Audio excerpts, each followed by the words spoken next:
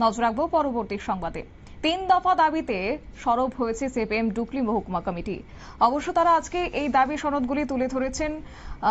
সেখানে শুরুতেই রয়েছে যে রেগা এবং টুয়েপের সমস্ত বকেয়া মজুরি অতি সত্বর প্রদান করতে হবে। দ্বিতীয়ত, রেশন শপের মাধ্যমে নিত্য প্রয়োজনীয় খাদ্যশস্য সরবরাহ করতে হবে।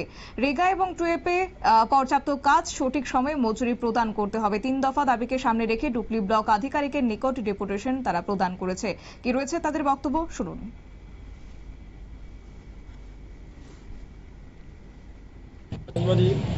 রাজ্য কমিটির সিদ্ধান্ত অনুযায়ী সারা রাজ্যে আমরা 3 দফা দাবি ভিত্তিতে আমরা ব্লক ডিএমএম মহাশয়ের নিকট আমরা ডেপুটেশন দিচ্ছি, গণডেপুটেশন। সেই হিসেবে ভারতীয় কমিউনিস্ট পার্টি ডুকলি মহকুমা কমিটির পক্ষ থেকে আমরা আজ ডুকলি আরডি ব্লকের নিকট আমরা 3 দফা দাবি নিয়ে আমরা ডেপুটেশন দেব। প্রথম দাবি হলো আমাদের রেগা এবং টুয়েবের কাজ পর্যাপ্ত পরিমাণ দিতে হবে। যে আমাদের দাবি ছিল 100 দিন, সরকার যে সিদ্ধান্ত 100 দিন, সেই 100 দিন যাতে প্রতিটি শ্রমিক কাজ পায় সেই দাবি আমরা করছি। তাছাড়া আমরা বলছি এই যে টুয়েব এবং রেগা কাজ হচ্ছে সেই কাজের মজুরি অতি সত্বর দিতে হবে। আমাদের রাজ্যে আমাদের ব্লক এলাকা আমরা দেখেছি 1 মাস 2 মাস 3 মাস হয়েছে রেগার কাজ করেছে, টুয়েবের কাজ করেছে, তারা কিন্তু মজুরি পাননি।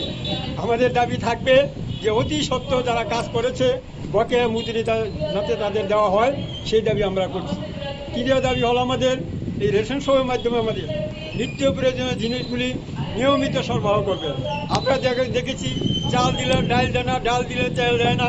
তার জন্য আমরা বিডিও মহাশয়ের নিকট আমরা দাবি করব রেশন শপের মাধ্যমে নিত্য প্রয়োজনীয় জিনিসগুলি নিয়মিত চালু করতে হবে, সেই দাবি আমরা করব। সেই দাবি হিসেবে আমরা আজকে ব্লকের বিডিও নিকট। আপনারা শুনলেন প্রাক্তন বিধায়ক রাজকুমার চৌধুরী 18 সূর্যমণি নগরের প্রাক্তন বিধায়কের বক্তব্য।